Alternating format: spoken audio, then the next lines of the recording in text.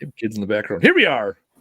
Trash Talk Business Podcast, episode 105. This is our weekly opportunity to talk business, talk shop, talk about what are we going to do on our businesses this week so that we can have an amazing time in this junk removal world, this junk removal dream. So whether you're growing, scaling, building, selling, I don't give a shit. Demolition, deconstruction, home services of any kind, well, you've come to the right place. I'm Andy Weins. He is Casey, Bubba Lawrence. Casey, what are we talking about today? Andy, I'd like to know what you'd like to talk about today. Oh, wow. I'm going to throw that right back at you. That sounds like you did zero. So that sounds like you did no pro show prep. Zero. I actually did negative. I would say -1 show prep. -1 show prep. I did say it looks like you have a goatee right now. That's it's odd. Goatee. Yeah, it's, you know what it is. It's my mustache is actually thicker than the rest of my facial hair. So when I shave, even if it's the same length, it's darker. Yeah, no, I got you. Even your chin looks goatee-ish. Well, it's the end of the quarter. Yeah, it's end of quarter. So I know I'm numbers. I was going to say numbers Nazi, but I think that's socially inappropriate these days. I'm a numbers extraordinaire. I love my numbers. I looked at my numbers. I had a marketing meeting today, and he's like, "Yeah, we got our end of the quarter report coming and end of month report." I go, "I already looked at it. I already know where I'm at. Top line revenue, because revenue close of business Friday. I know where revenue's at exactly right. And talking marketing is all about revenue because it's about what we got for generation now." Once the accounting's done for the week and everything is reconciled, then I'll know where we fit, what we hit from an EBITDA standpoint. Reconcile. You know how many times I forget that word? Reconcile? I'll be having a conversation and I'm like, yeah, once we and I'm like, it's not account for, it's the same, but it's different. It's different. Yeah. Account for is the first time. Yeah. Account for is accounting. Hey, we accounted for the dollars. Yeah. Reconcile is somebody got that person. Yeah. Someone got that person verified that it all made sense. Yeah. Because I look at the profit and loss statement. I only look at my balance sheet typically quarterly, unless there's a reason to. And that's where all the reconciliation's happening. Now, my bookkeeper, she looks at the balance sheet every week because we pay out tips and we have, undeposited funds, all that other stuff. I rarely look at my balance sheet because I look at cash flows and I look at profit and loss statement. So P&L first, then cash flows, then my balance sheet. So reconciliation is, does everything make sense? Because sometimes it doesn't make sense. So yeah, for those that have not done their end of quarter stuff, I mean, it is literally, 16 hours into the quarter, the end of the quarter, get on that because that's the data you need to make data-driven decisions. And I'm going to go ahead and tease our next episode already. Next episode, we have the amazing Andy Barton joining us for the quarterly update. Kickoff Q2 with Andy Barton, your quarterly update. So there's that. So Andy, why is it important?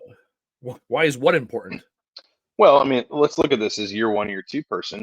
Yeah. It's only April. I still have a whole lot of time left this year. Why is it important to know where we are right now? How does that help me for the summer? How does it help me for the fall? Because I like here's projections. The deal. Yeah. Here's the deal. You got to see how you're doing against what your plan was. The plan happened in November, December. Now, I use Q1. I will tweak the plan. My pro forma, I tweak it. And basically by June 1, July 1, it is throughout the rest of the year. Because some things may change. So we bought a truck this year that was not on our original plan. Our plan was to buy a truck later in the year, had an opportunity. So I tweaked the pro forma. Flip side is we hired someone that did not work out. So, I had salary in there for Q1 that never happened, right? So those are the things I tweak, big chunks. Now, I'm not tweaking disposal cost, all that other stuff, because the other thing is with revenue, I struggle because we're up this year. A lot of people I know are struggling. We are up. We are up year over year. Dude. I am beating my pro forma, and my pro forma was aggressive, and I'm beating the pro forma this year. So I'll throw this out to the audience for those that do pro formas. When you're up, do you change your goals mid-year or do you stay at your goals? That's something I've struggled with because when I'm up, I want to keep pressing the pedal. In the same token, it's like, well, we set a goal. Let's celebrate. If we're 115% to goal, celebrate that 15%, or do you make the goal 15% higher then your initial, because you're already trending upward, right? I think there's two answers to that. Well, there's two answers. It's either yes or no. No. Okay, I think there's three answers. All right. So, the reason I say this is kind of what I do with physical fitness, right? I don't do much, but I've been struggling to get back into that routine. I say, what do you hold on? What do you do for physical? You've never talked. Well, no, you talked about mainly golf. Yeah. Okay. All right. Let's Just pump your break. Hold on. Pump your brakes and physical F3 fitness. was what I was. Yeah, and I'm. So my biggest is I've been overworking myself to the point where those 2 hours in the morning mean a lot to me. Like now, instead of waking up at 4:50, I'm waking up at 6:30, and it's like, whoo, yeah, that feels good. But I need to get back in that routine. Okay, let's talk about golf. Let's talk about your golf. Okay. Let's not do hypotheticals. So your golf game, which mind you've been playing golf for 6 months, since October. 8 months? Yeah, 6 months. All right, there you go, 7 months. Yeah. Coming on 8 months, 7. And for me, golf is it's a release. It's relaxing to me. It's fun. I don't like keeping score mainly because I'm new and it doesn't really matter for me. And everybody's like, oh yeah, that's how you develop a handicap, and that's how you need to go get lessons and go get this. Here's my thing to that. Once I go and do that, I am now looking at it more. I'm looking at less as leisure and more as a competitive sport. Now, me, yes, I'm naturally competitive, but I don't play golf to be competitive. I play golf to get away, hang out with some buddies, maybe do a little bit of business talk here and there, but I enjoy playing. Now, do I want to get better at it? Absolutely. But right now, in the mental. Well, how are you going to get better at it if you don't know where you started? Well, I know where I started, but what I'm saying is, you can keep track of the data and have the discipline to allow it to be something you enjoy. Yeah. So I agree with that. But the point I was trying to make was the push-up method, that I was trying to get back to a routine. And at first I set the bar low, 50 push-ups per day. That's nothing, right? And my mentality is, hey, I'm going to do 50 push-ups per day. If I end up doing 60, now that's the new goal, 60 per day. Yeah. And if I do 60, great, I'm at that goal. If I do 65, it's 65 a day now. With business, I feel like that's how you look at that pro forma. If you meet your pro forma or beat it, you set that new standard. Now look at it realistically, because we also know the anomalies that we've seen in the past few years. But the same could be said with different regions of business. So like, for instance, my fall and wintertime could be way busier than yours. So obviously, that's the thing. Our we've had an extremely mild winter. You had a very warm winter. So normally, right? Yeah, normally April, May, we have all this pent up demand. My heat of the moment thought is, hey, hitting goal for April and May, that we're still winning because we killed it Q1. So hitting goal in April and May, we're still in great shape.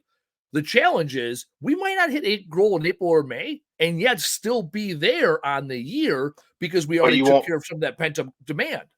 But now how that adjusts your new pro forma though is, how are you going to look at next Q1? Now I know it may be too early for that, but you don't want to set that standard like, well, we did way better than we've ever done. No. Every year, that's why I never talk about, hey, we're better year over year. I don't give a shit year over year. Year over year, I looked at and I built the pro forma. I don't just say, hey, we're going to grow 2% year over year. We should be better than year over year. No, my goals are 15, 20% growth year over year. Hell, it used to be 50% or greater growth, right? As you get every year you go, you cut down, right? How much you grow. You know, a lot of junk roll companies come out the gate. You can do 200 your first year. You can do 500 your next year, right? That is getting that 150% growth, so 250% more or 250% total, if you will, is feasible. Once you get in the seven figures, doubling year over year is why you shout at me, bro? What up? Right, I'll pull the mic out. God, I'll sit back. You know why? Because I'm in a good mood. I had a very somber-ish, more emotional, more feeling experience Andy Weins live. So now I had a very intense Monday to where the gap between this show and my last conversation was 10 minutes. Oh yeah. And that's how kind of the whole day has been for me. Now, it's not bad. It's just extremely overbearing. It could be overbearing. But the cool thing is, hold on. First it's all good stuff. whoever the Facebook users are, you got to press the button that Taylor tells you to, so you can identify So who you are. I'm We can't I'm see. Oh, Taylor can. LFG. I'm Justin Waltz LFG. That's all I said was LFG. Did Justin Everything Waltz before comment? me is Justin Waltz. Well, okay. So Except for Andy the Barton. other one is Barton. So I'll clear. Okay, Andy Barton will be on next week. Justin Waltz. The same on here. Yeah, that's correct. So Justin Waltz has you have an open invitation. Any time you want to come in to the call, you can come in right now. I will send you the link. You can come on the show right now. Open invitation. I do like probably golfing, driving, or hanging out with junk luggers. Maybe he is talking about how 800 Guy Junk is buying 3,000 Cybertrucks. I don't believe it. I think it's bullshit. Here's the thing. This might be my least favorite day on Facebook, because I genuinely get my news from Facebook, and then on April Fool's Day, it's like, wait, is this real or like it's not real? Come on, it's all stupid shit. And of course, like I'm a Packers fan. Go Pack, go! Like there was the Packers are going to trade for Aaron Rodgers crap. See, look, we can mix in sports April 1. We can still talk football. Like the people are talking about the Cowboys winning the Super Bowl, just crap, just complete crap out there. That's an ongoing April Fool's joke for every month. That's everybody. Yeah. Yes. Actually, it works 365 days a year. And here's the deal: I found out how April Fool's got its name back in I want to say 1526. I may be wrong on the date. 1603. Was it when the Gregorian calendar? You just said shit. You don't know what the fuck you're talking about. Yeah.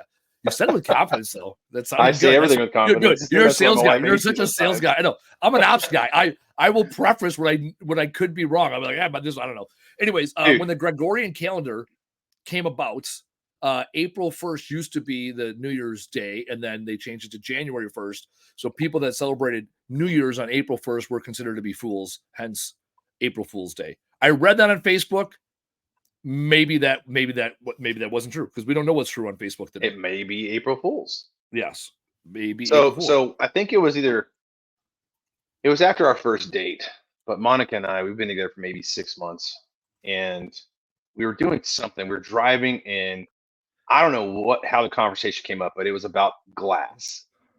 And I put my sales hat on, and I was like, "Oh yeah, you never invented glass, right?" I was like, it was like Sir Edward Glassish or something, and I made it up, dude. And I mean, I went all in. I was like, yeah, lightning struck the sand, and then he was able to fold and mold it to where it was a thin sheet of see-through material, and he named it after his last name, and she bought it.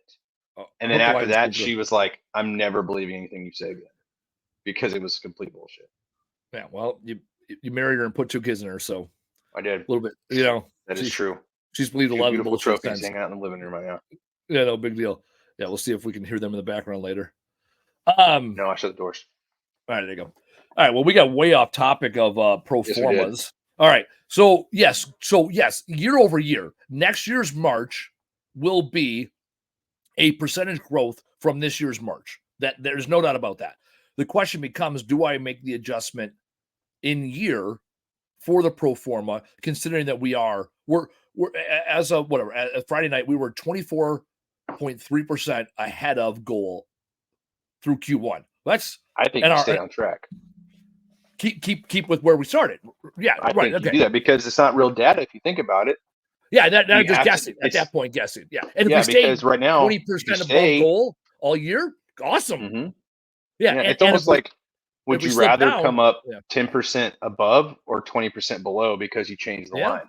That's where my head's at, right? And again, the seasonality. Now, if we're having the same conversation, right? When we're having the same conversation, I'm still up 20% July 1. We might adjust fire, because then we look at some of our purchases for next year, because we're looking to add at least one more truck buy one more truck this year that'll be delivered next year, and then possibly another one. And there's one more key hire I can see ourselves making the next 18 months, right? So when we're ahead of goal, then it's a question of expediting those next areas of business. You're laughing. Monica saying some shit. What's going on? She heard the story. Monica's mad. She's pissed. I brought home a sheet of paper that had a bunch of brown E's. I was like, hey, you want some brownies? She got super excited, and I was like, here you go. And now she's just pissed. You told the story about the glass, and now this. There's a consistency thing here. Yeah, the consistency is I piss her off. Yeah. Well, that's why I'm not married. A first time no go, like so many of us in the military. Well, but going back to the pro forma, it's funny you talk about this, because We're looking at a new business soon, and that's we're literally in the midst of all that right now. We're building out that information, that data, and the obstacle we're facing is collecting data from other similar businesses around, when it's hard to collect data on businesses that aren't necessarily the same. Like some of them, yes, they're the same industry, but some of them lease their space, some of them own their space. You got to figure out who does what because their overhead changes. But I think when you're putting that plan together, the pro forma, you have to look at, okay, what's your cost? Well, it's not an overnight thing. It takes time to put a true pro forma together, and I think a lot of us do it hastily. This is us shit. There ain't nothing fucking hastily about mine. I started doing my pro forma in September. Let me October. I'll finish say that fucking October. sentence, and you'll know what I'm Well, talking you're about. saying us, this us shit. Guys like myself and Us, Justin Welch. us, We don't fuck around. Justin business Welch, owners in general. Justin Welch Okay, makes 4 so pro formas. He don't play, right? no, I I make get that, one. and that's my point No. is learning from the past, from my past. It takes time to build these pro formas out, and it wasn't until just today, really, that I actually got some vital information for that. Like I got a hard overhead number, cost number that I hadn't had before. So now I have an opportunity to purchase a property, and it's like, oh, I have a real number. I can implement this into our pro forma now. Before it Yeah. was more of a estimate. Yeah. Well, so with this, you just finished your first quarter, and you have to look at it. Like we just talked about it, and the cool thing is you're in a great place to look at. Hey, man, glass is half full. We can either adjust it because we're doing better than expected, or Yep. we stay the course, and then A, we can be happy that we're going to go over, or B, we'll feel underwhelmed because we're kind of already there in our minds. I think you stay the course. I'm not an expert.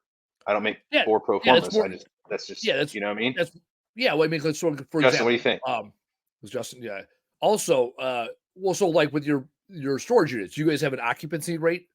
Yeah, Do you have a goal occupancy rate, and then we do.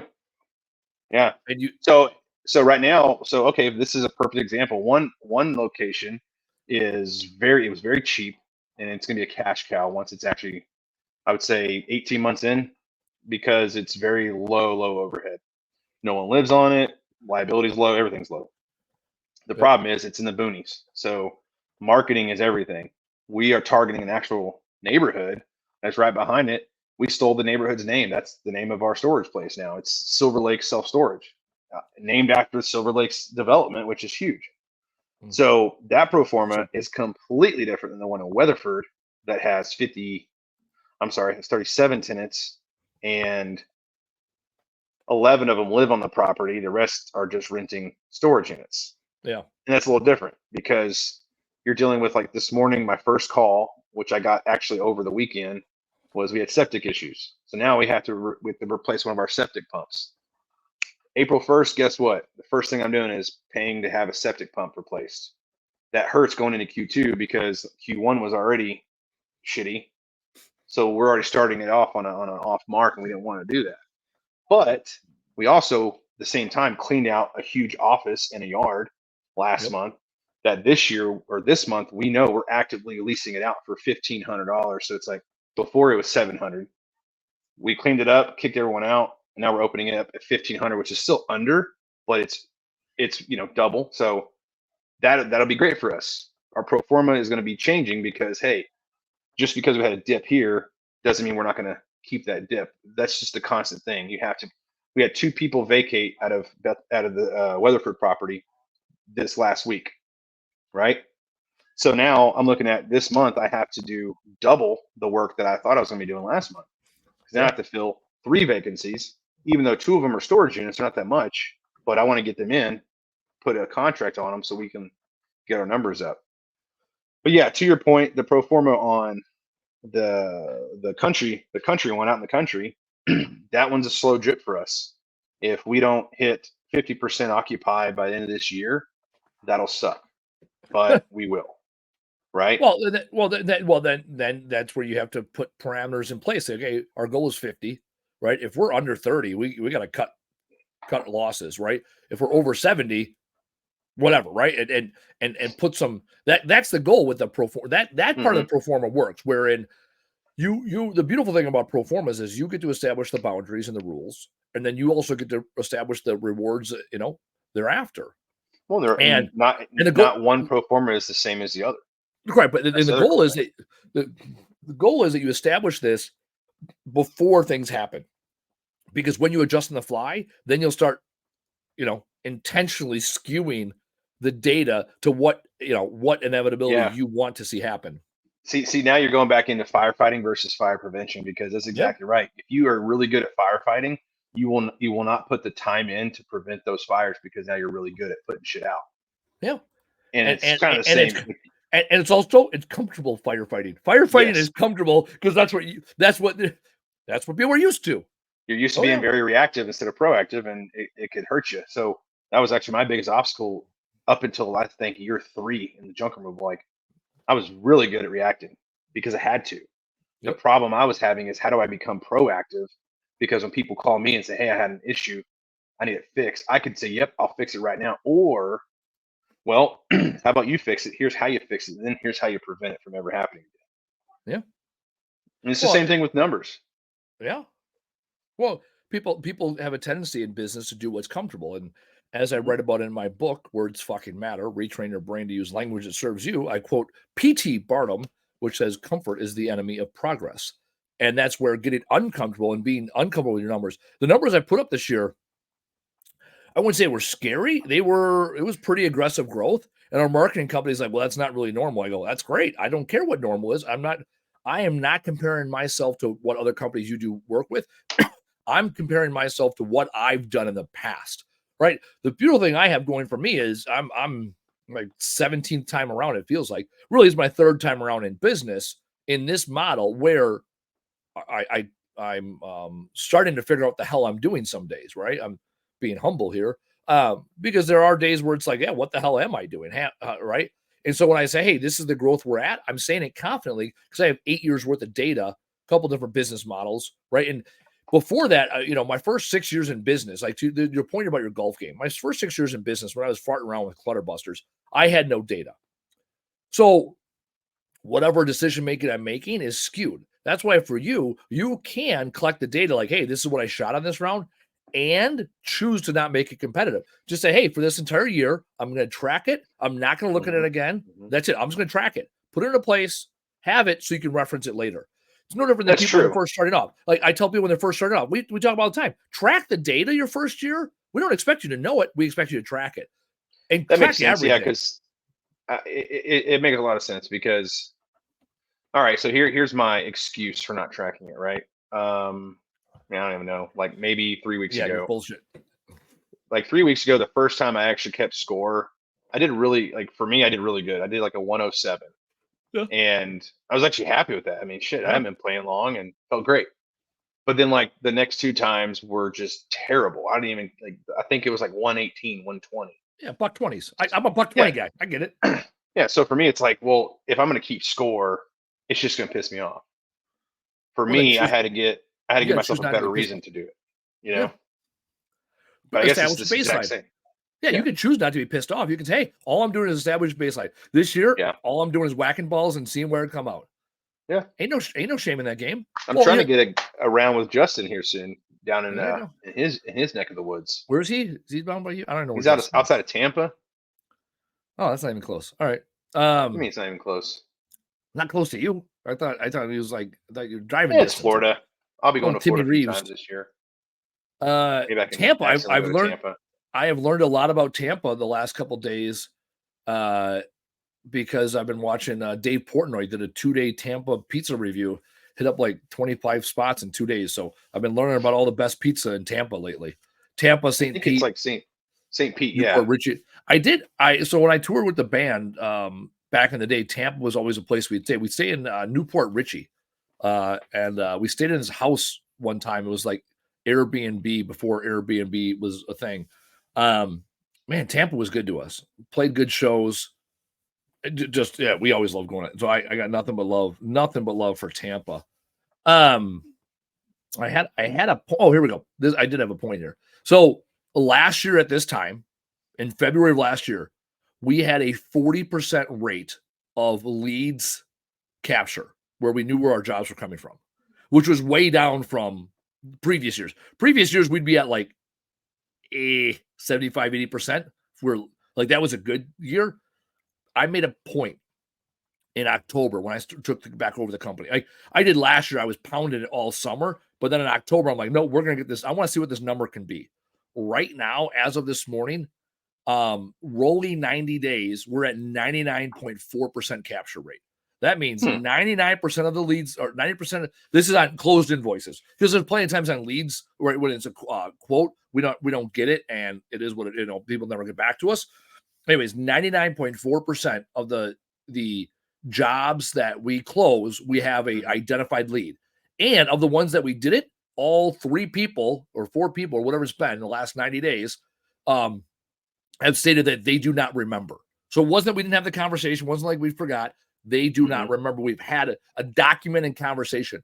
For me, someone else might look back and like, oh, we do 99.5 or whatever. 99.14 is the number it was. I'm super excited about that because I knew where I was last year. Last year when it was 40%, man, was that a slap in the face. And we track it every week. So the goal was 98%. As soon as we slipped below 98%, we said, oh, what's going on here? Wait a minute. And turns out there was a couple different issues. There was like 12, 13 leads missing. And we figured out what the issue was. And there was basically 3 different issues that we solved. And once we solved all 3 issues, we stopped it because we're tracking it every single week. I'm not waiting for the end of the month and in the quarter.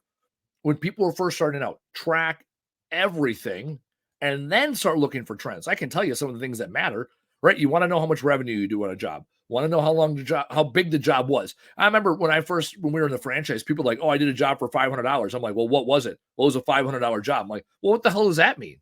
How many cubic yards was it? What was the disposal cost? How many hours did it take you? Like, give me something. Did you make money on the 500 or not?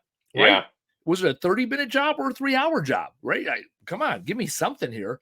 And so at first, track everything because you don't have shit else to do. When you're first starting off or the first couple of years, you got the time. And when you make that time a priority, then when your business does scale, you'll always have made that time a priority and you'll figure out ingenuity. You'll figure out a way to get the jobs done. That's why when I see these guys that are owner operators, they're like, I'm on 95% of my jobs. I'm like, how do you scale this thing? When do you take time to work on your business? Well, the other thing is a lot of times the lead generations get skewed. So for instance, if I make a video doing something cool and insane and I get a job from it, I'm not gonna be like, yeah, this is the best part. Like this is the best way to get jobs. No, it worked. Great. But now you got to put the consistency over time into it. But you see that a lot. You'll see, well, I did this and it worked. So that's why it's a good idea. Well, not all the time. It's interesting you bring up video. I had a videography business for about 3 years and people are like, well, what's the ROI? The challenge with video in particular, it is difficult to measure that ROI because you use that on social media, which can drive somebody to give you a referral. For me, whenever I go on TV, I'm always using B-roll from the previous videos I shot. Like video, along with brand development and other creative aspects like that, it is sunk cost. It is put in your overall marketing budget.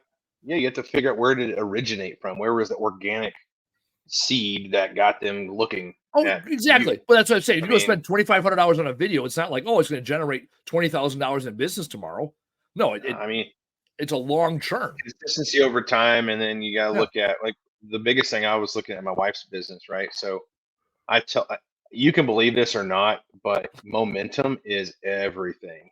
When you have momentum, everything in marketing is momentum. Everything is marketing. That might have been the smartest thing you ever said. I'll be honest. Yeah, well, it's true though. Like whenever you have momentum, pour the fuel on and just go. Because a lot of us like to get comfy when we hit that momentum. Like, oh shit, I'm doing good. I'm doing great. All right, cool. Well, the second you get comfy, you stop, and then you start missing out. And then your momentum shifts. And now you start losing momentum. DEA dead. Yeah.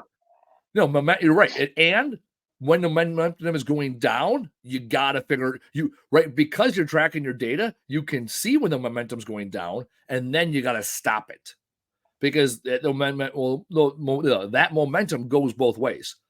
kind of like the Packers in the playoffs, first round, the 7 seed against the 2 seed.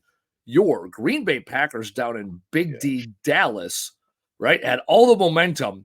Dak got up there, threw a couple picks, right? They had the momentum for the whole game, and they kept it until the fourth quarter where Dak made a miraculous wannabe comeback, and then they had to put Jordan Love in there, and he went from a 158.3 perfect quarterback rating down to a 157.2 because he had an incomplete pass on a third down. Don't worry, we still took care of it. I do. Data. For me, Casey, dude, I'll be honest with you. Momentum. Since that game, I have not cared about football one bit. But guess what? I will say this. Your and mine, our Texas Rangers are looking hot already. Really? Have you seen the undefeated Green Bay Packers? I'm so used to saying great things about the Packers. The undefeated Brewers, undefeated, one of 4 teams, undefeated. Yeah, New York, the Brewers, defending world champions, Pirates? Texas Rangers. Sorry, Pirates, maybe. All I know about the 4 teams that are undefeated, they all have blue and yellow in their logo. That's all. So I remember was the Pirates, the Yankees, another team with a blue logo, and the Brewers. Tampa Bay, maybe? I don't know.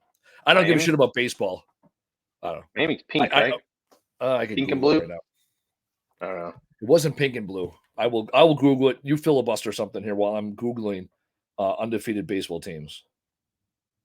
I don't know why I'm typing like a sucker. Undefeated baseball teams. Not a lot of questions today. Yeah. Marys. Apparently, the best single season record belongs to the Cincinnati Red Stockings, who posted the only perfect record ever in 1869. They went 67-0.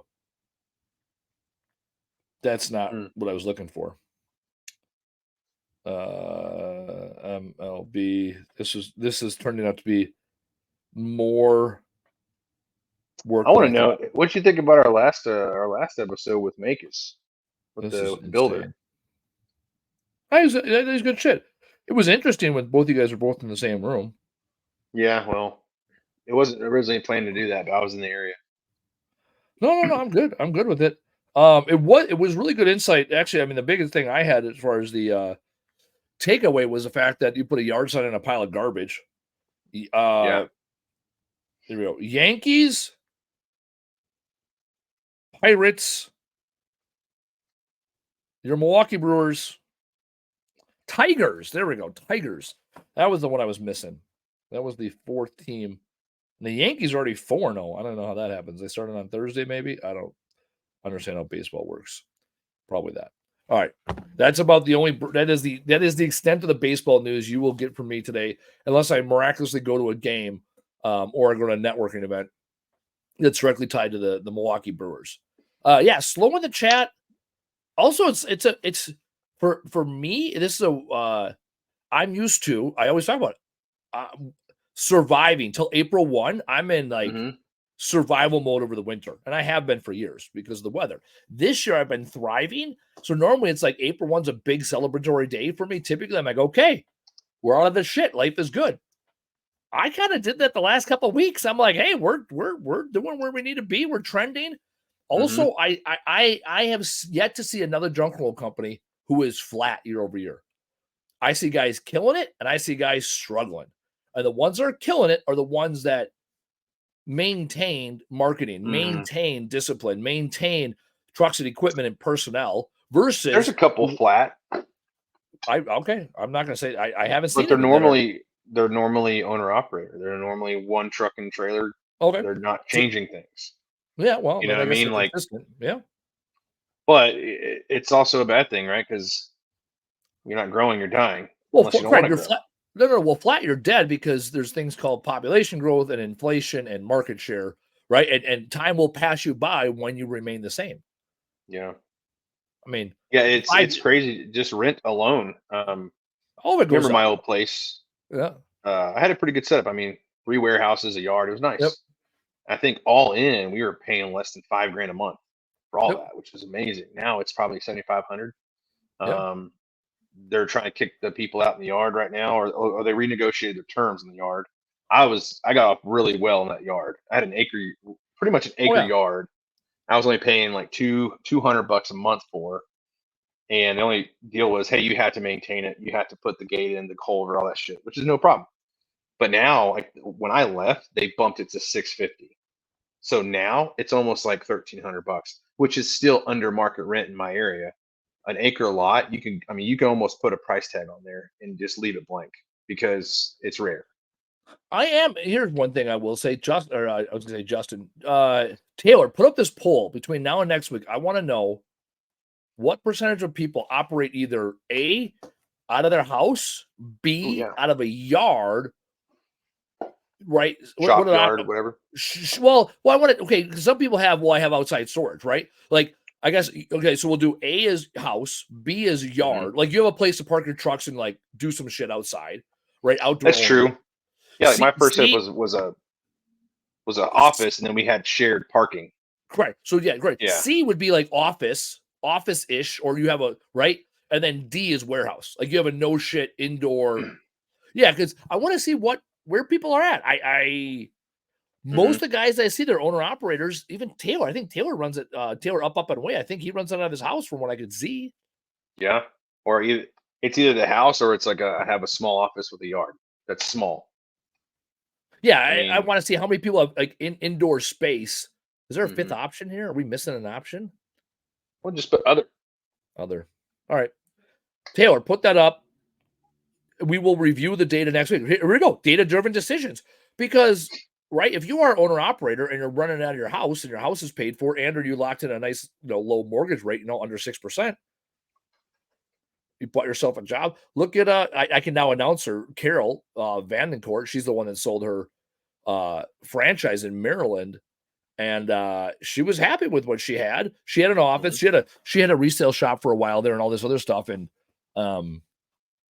she got rid of all of it, right? Because that was the other thing from a liquidity standpoint. You're running out of your house. That is going to be more difficult to sell the business if you want to go that route. It's a home-based business that shouldn't be home-based, in my opinion. At that stage. No, correct. At that stage, you're right. 1-2 truck operation. We got up to 5 trucks in our backyard, and $60,000 in fines, and 10 employees, and at one point they counted 17 vehicles in my yard, and I'm like, just think if the trucks were all there, right? Because it was like all the employees' cars plus the guys that live there. To be fair, they counted like boats and trailers as vehicles too. Anyways, 17 vehicles they counted for me. Thankfully, that was yeah. Well, so even down here, Got Junk had a setup. It wasn't bad at first. I was like, oh, I like that setup. Then we surpassed in like year 2, but they had an office and then they had a small yard where they parked the trucks, and they had like 2 8-yard dumpsters. That was it. And that was their South Lake location. Their other location that we actually put out of business, and they had to merge into another one. Their other location, they had a bigger shop that was sharing with a moving company warehouse that they, I guess they partnered up, Got Junk and Square Cow Movers, I think. But they kind of shared their warehouse space, which I never saw inside. But their yard was also shared with the moving trucks and their Got Junk trucks. So, but they also had dumpsters. And remember, like, they didn't do what we did. They would pick stuff up, throw it away, pick stuff up, throw it away. Maybe we'd keep some stuff here and there. All day, every day, yeah. But their yard was mainly for parking, storage, parking their storage trucks. Of their vehicles and parking. Yeah. They're parking their trucks in a place for the employees to park. Yeah. Oh yeah. No, when we never saw it get bigger. Yeah, when we parked here, or we bought our building here, I remember the first 3 months we were talking to our guys. We bought our building in October. It's like December, January, and I was like, "Hey guys, what do you want for the next year?" And I'm thinking, "All right, we're gonna buy a forklift or do this," because we were renting a forklift and all this shit at the time. They're like, "Can you just put gravel in the employee parking?" Because it was all is that the employee parking across the railroad track? Yeah. So it was all, but it used to be in back, and it was all dirt, and that was fine. And then as soon as it snowed and then would melt, it was just a shit show. So like to them, having an employee parking lot, now it's gravel now. We took care of it that spring. Having an employee parking lot where they didn't have to walk through puddles, that was significant. I was like, again, shit that was not on my radar because I park up front because, right, I'm the HMFIC. Like I don't go back there. So that was, that was data. We keep going back to it. Why does it matter? Dude, when your employees want to increase the value of your property, you're doing something right. Yeah, well, they also want to, decrease the amount of boots they have to buy every year because their little footsies keep getting wet, little Yeah, and toesies. I will say that even with the setup that I had, you even looked at it like, man, that's great. It just wouldn't work for me. And I looked at your Yeah, your setup was great. Like when I was up yeah, there a couple weeks ago, I was like, this yeah. is awesome. I couldn't fulfill the needs of that big of a warehouse. Oh yeah, and you had that So you had all that outdoor storage space, and I'm like, what the fuck are you doing back here? But you had a Bobcat. I never have owned a Bobcat, and it's like, all right, well that makes sense. Like it really is that simple to figure out, what's what. Taylor. oh shit. Oh, Little anyways. impromptu announcement. Oh, I clicked on the link. Our Uh, boy Alex Hoyer, oh yeah, top 20 excuses owner Hoyer's will tell you. Home Lawn and Garden, had Yeah. his first child today, baby girl. Who's this? Alex Hoyer, the landscaper guy who gave us some Oh, guys for yeah. the McDonald's job. Yeah, I remember that guy. All right, Yeah, he's a Taylor. dad. Little baby Ruth. Taylor just dropped a link. I don't know why Taylor dropped a link in our private chat. Just talking about your boy. Anyhow, all right. You did. The other thing is, we're actually coming up on the show a couple weeks. I got to pull up his name. He's been putting out in the theme of. I gotta find this cat. I don't want to butcher his name. Exactly. Yeah, Xavier. I want to say, I don't know why I wanted to call him something else. That Xavier, every day for the last 15 days, 20 days now, he's been posting day. Yeah, today's day 20. Actually, so today's post, Xavier, he is posting the 60 things to do in junk removal. And obviously it's 60 things to do if you want to fail at junk removal. So number 20, he's a third of the way through. Number 20, stop hiring. A 2-person crew is forever, right? It's not like employees ever leave. No need for backups when you got external loyalty on your team. Or eternal, not external, eternal loyalty on your team. So yes, there is your boy. Yeah, there's your boy. He's killing it. I'm absolutely looking forward to having him on the Who is show. it? Xavier. Oh yeah. And he's from what I can see, he's a reformed 800 guy junk guy. Hmm. Seems like he Junkify, junk-ify.com, where he gives you all the junk removal secrets. Sounds like I'm reading from a show. No, I'm really not. I'm just looking at his Facebook. I have years of radio underneath my belt, so I know how to read promos where you sound like yourself, kind of, not 100%. So that's what I went with there. So no, what I like about him, he's the one that posted the thing about 800 guy junk buying or reposted the thing Teslas. about the 3,000 Teslas. Obviously, it's April Fool's joke, which drives me nuts. No, but and then no, what Taylor was saying was, hey, we should talk about like the top 20 things or 10 things to not do. And then Taylor posted up your boy Ricardo's video of 20 things not to do in junk removal. I haven't watched that. Right. I don't think he likes me very much. I hit him up after his little summit, and it was very short lived. I was like, okay, cool. That's the thing. I really don't watch other people's stuff. I and actually no, I've been maybe I'd love to hear from our listeners. I did see a post like last week where someone's like finally bitch like stop fucking posting how to price shit, like Yeah, figure it out on your own. I saw that, I yeah. was like, all right, I like this guy. And I said, hey, No, how much would you charge to get rid of these people? yeah, that was a good post. I think that's why I saw it because it was like, hey, your friend Casey's talking shit on Facebook. I was like, Yeah, sounds like something he would do. Sitting there taking a shit scrolling, and I'm like, all right, what mess do I that's got to clean usually up when for it Casey this week? happens. Yeah, that's how we do it, right? No, the Facebook groups have been kind of quiet from what I can see. So I don't know if people are stepping up their game. I don't know if people are actually busy working Hmm. or people have bowed out. Well, we Because got I banned from have that one, and what is this the we bigger shit? one, I didn't get fucking banned. You got fucking Trash Talk banned. Business Podcast. Yes, Oh, that's we got banned. me. Yeah, me, Andy. I'm fucking good. I lay Oh, low. Actually, the I one don't know. time I'm not. I I'm did make banned, a and so comment. was the podcast from that group with Well, it sounds like you. 21,000 members. So I think I'm still in. I have talked on this show about how I don't talk on those. And then the one time it was like, hey, show us your gear. And I took a picture and I sent it. It's like a badass hat I fucking like, no big deal. Speaking of gear, I'm rocking my jobber shirt today. It's when you know I need to do laundry. And then one guy's like, "Hey man, you always talk about your podcast. You don't comment on these." And I was like, "Ah, shit. Yep, you got me." So that is the one time I did post, although it was a picture, it wasn't a politically driven opinion or perspective. Speaking of You want to know Jobber, why Taylor. I can't? No, what? What's that face? Why I can't listen? It's hard for me to listen or watch podcasts during the day because I'm constantly on the damn phone. Yeah. And if I get in the middle of something, that will be ended by like a 30-minute conversation, and then something else kind of develops.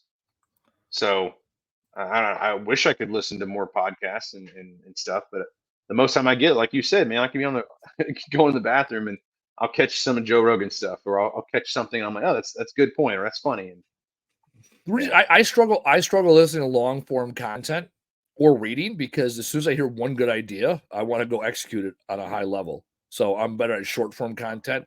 I mean, I do my 15-minute live show before this every week, and I have loyal listeners that tell me, "Yep, they listen to the entire thing every week." Or we have listeners that listen to this. Most of the guys are banging out jobs, though, right? And the whole goal is you listen for an hour, get your 2 or 3 nuggets, and drive on. It's like when I saw Jordan Peterson a couple weeks ago, right? In person, 90 minutes. I had 5 takeaways. That's a shitload of takeaways, even though we talked for 90 minutes. I mean, if I sat down with everybody in the audience, we wrote down every one of our takeaways, you probably have 100 good takeaways. These are the 5 I had. It's to retain, like it's retainment. Like how much can you retain from a single conversation? What slaps, what matters. Yeah. The other thing is, so I recently started reading a new book that I hadn't read before. Okay. And you mentioned it on the last show, and I want to tell you my thoughts on it. It was hard to get into. The first 40 pages were just dead boring. Holy crap. I pushed through, but it's the seven habits of a highly effective That is by far my favorite book. 7 Habits of Highly Effective People, Stephen Covey. Yeah. Yeah, I started reading it, and I was struggling at first, man. It was rough to get it. The very first part of it's just super boring. Like I did not want to keep going. Because I mean, it's like 80 pages before you actually get into the habits. You're like, just give me the 7 habits, man. Just tell me what I need to do. And then I'll give you a little teaser. The last chapter is like, all right, of these 7 habits, find 2 or 3 that work for you, right? So what the beautiful thing is, from that book, there was 2 habits, and I'm like, yep, those are the 2. And they have, I had to do a book report. I got to do a book report in college when I was at MATC for my associate's degree on that. And it was a 5 to 7 minute presentation. 2 what do you call it? 2 habits, and you had to speak to them. And the 2 I picked that day still hold true today.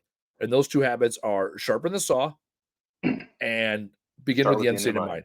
Yeah, begin. So I remember that was begin with the end in mind. And I talk about it often because for me, it's like sharpen the saw. I honestly, I don't remember the other 5 habits. I talk about the book all the time. There's 7. Here are the 2 that I'm committed to. Sharpen the saw. That's why we do the show every week. It's 1 hour that we are dedicated to being better, or for me, that I am being better at my craft. Whether you and I are talking about it and we're researching stuff, or what do you call it? Or we are getting into guests that tell us something, right? Like this is all about how do we how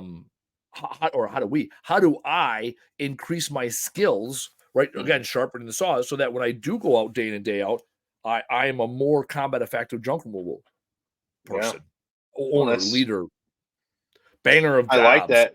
Marketer. Well, I like that because first years, let's just say the first 5 years of your junk removal journey, were you putting together pro formas? Were you looking at pro formas quarterly?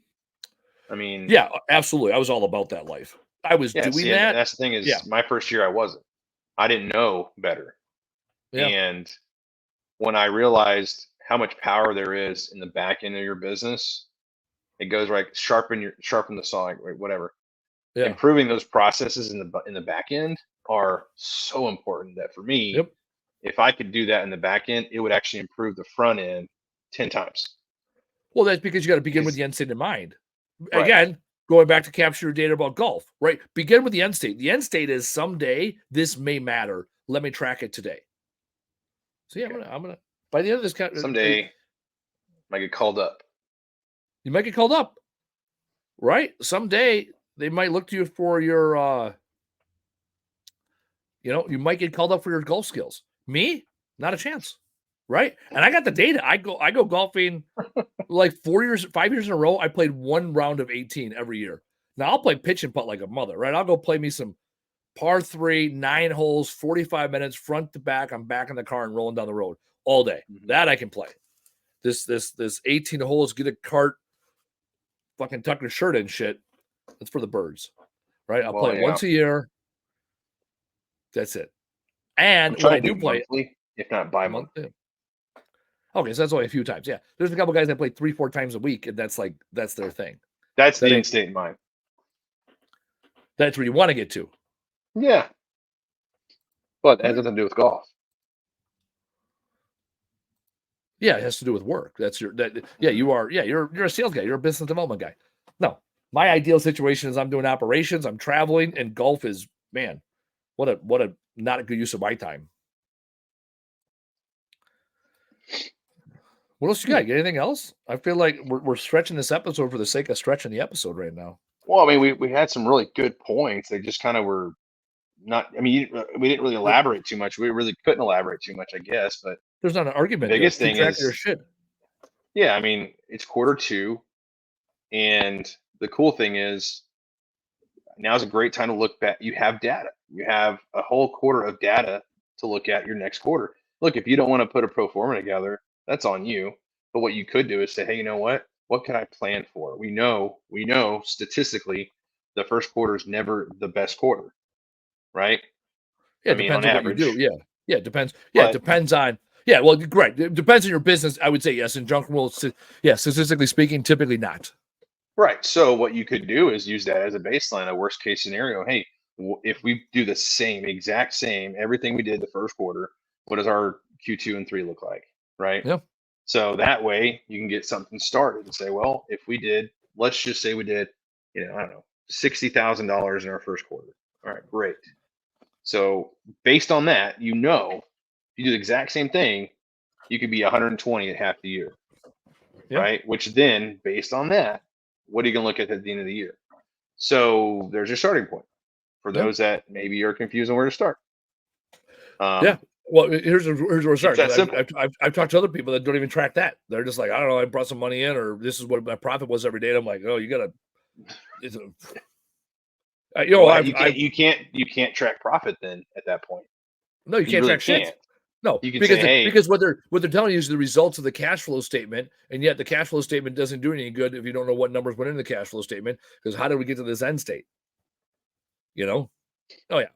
No, so at the very least, you need to be tracking. At the very least, right? Here's my no shit.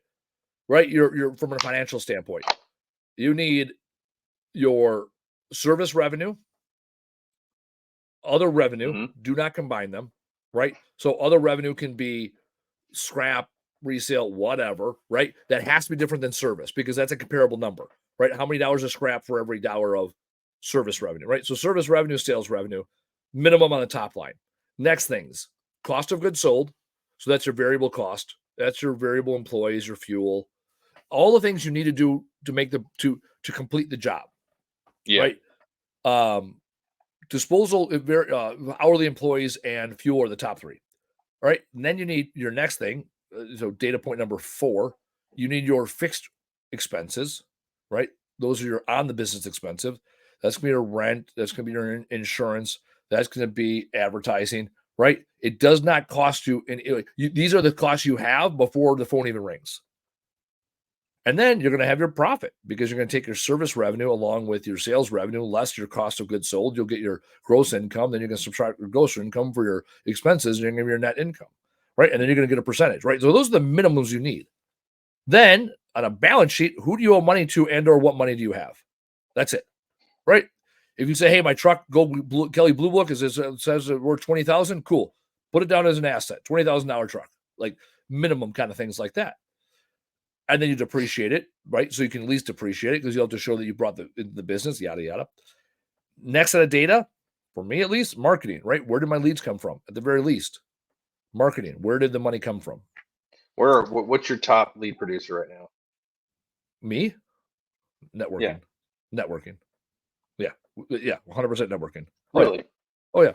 So not Google or Facebook, really? Networking That's has been interesting. last year. 52% of our new business came from networking. 20% came from referrals. So you talk about why it matters to be community oriented. 70% of my business involved me being in the community. Damn. I mean, then Google, and then they see the truck. That's it. That's how I get my business, right? But networking also is involved in me going on LinkedIn, right? I post a shitload of things on LinkedIn. I'm here doing the show. This is networking. Yeah. Right. This is not marketing dollars, because what happens is when I walk into a room, right, there's that old adage, like, hustle so hard you never have to introduce yourself. I'm doing that right now. Yeah. When I walk into rooms, people are like, oh yeah, I watch your trash talk, or I watch your shorts, or I watch your videos on LinkedIn. Hey, I see you on YouTube. I read your blog. I bought your book. When I walk into a room, rarely do I need to introduce myself. There are people that already know me. That goes into your market. So the point of what you do, saturate your market. Correct. Right now, I am networking. Hell, on my live show, right, that goes all across the internets, I was like, hey, I need crew chiefs and team leaders. If you know somebody in Milwaukee that wants to come work for me, let me know. Right? If I get one person to see that and send me a lead, God bless. That's the biggest challenge I'm struggling with right now.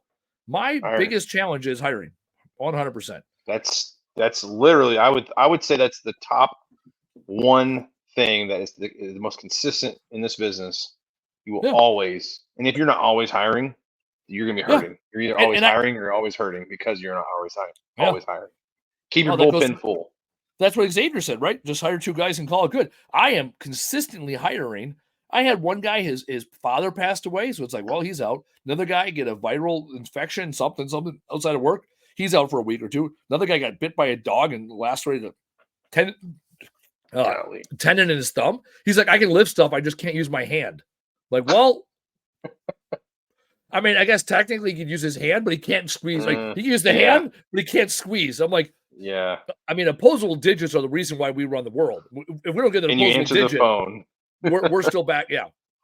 Right. You're right. He answering the phone is the one job. Hey, can't use the mouse. Can't navigate the mouse. Yeah, that's the one job we got covered, is my ops guy. That job, that position is filled to the brim. He's phenomenal. Our guy Mike. And I met Mike. Our HR guy got him because of me going out networking. Guy was pitching me HR services, and now I got a great HR company, right? When I'm out networking, I'm buying and I'm selling. That's why networking is key. So there you go. There's your answer. See, there we go. Never call it that. There we go. Well, I'll put a bow on this thing, right? Top takeaway for me after all this, I can look back and say, you know what? For me, networking is the key. That's why I do this show, even on a day like today, where we're reaching for straws, figuring out as we go, talking some shit. At the end of the day, this is still networking. I'm still putting the work in. The people that joined us, right? Another touch point for Justin Waltz. We got Andy Barton coming up. We got Oliver coming up. All from networking. All of this is because we put the work in. 105 episodes. Not everyone's going to be fucking beautiful. And yet, I can say, okay, this was a good use of my time. I doubled down on something I already know. Because there are days in junk removal and in podcasting where you're like, fuck, why do I do this? Right? Here we are. We are in startup mode as a podcast as much as other guys are in startup mode in junk removal. And it's a motherfucker sometimes. And you got to convince yourself to do it. And I mean, I talked about like 30, 20 after the hour, like, oh man, we're figuring this shit out. We weren't even at the bottom of the hour yet. We were like, what are we going to talk about? Little Brewers, little Packers, no big deal. Well, it's funny, just real quick. So this morning I met with Eason. He was our last guest, and him and I are talking about this property that he has that I really want. I'm probably going to buy it somehow. But his admin lady was like, hey, can we post this to our social medias? And because their audience is way different than ours, right? So they have to make sure that what's said in the podcast by either party is kosher and not like, hey, is this going to offend some people? And he was like, everything had context. So yeah, there was some cussing, but it wasn't just random ass cussing. It was there was context. It's a couple of vets that were talking and blah blah blah. And she's like, oh, okay, cool. So nothing to make us look bad. He's like, no, nothing at all. And then what's funny is she's like, we need to see if we can do another episode in like 6 months or something. They have a really good following. And I guess she knows how to track this up, but she's like, they have a bigger listenership than they do followers. So it'll really be advantageous for us to be involved because we use this service on a daily basis. Now, this company that we had on last week, I don't know if anyone's seen it yet, but it is they're a family business. I would say they're probably small to medium in the DFW area. They're only in about 4 different towns or cities. They do very, very high-end houses. And they use junk removal, they use trash every single day because all the houses, and they hire quality. So for them to see this podcast as an asset, to me, that's pretty cool. That's networking, like you said. We're networking because we can sell and buy when we're networking. In this instance, we're selling. Here we are. This is the first episode of season 3, right? 104 episodes get us through seasons 1 and 2.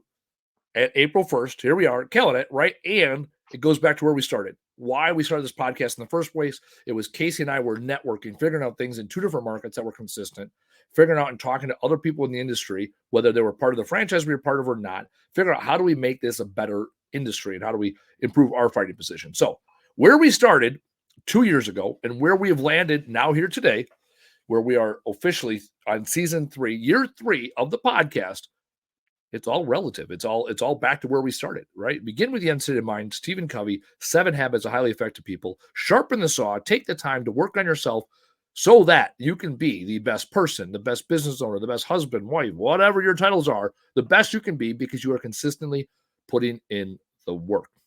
Casey, any final thoughts before we put a bow on this thing? Final thoughts is look at what you did and implement it into the future, I guess. Q1 is over, and I remember not too long ago we were talking about the beginning of the year. And now here we are. Guess what? We're about to hit the busiest time of the year, statistically speaking. And yep. We also know it's election year, huh? So I don't know why we could get funky. But all right, hey, you know what? Maybe get funky. Bridges might fall. Let's not get into that. That's another day for another podcast. ABC, always be connecting. Thank you for joining myself and Casey and Bubba Lawrence on the always be hiring ABH. Also that on the Trash Talk Business Podcast. We will see you again next week. Thanks for listening. Tap subscribe or follow to get the latest episode. And if you enjoyed this episode, be sure to leave us a review and tell a friend to listen. To learn more, visit trashtalkbusinesspodcast.com. Bye now.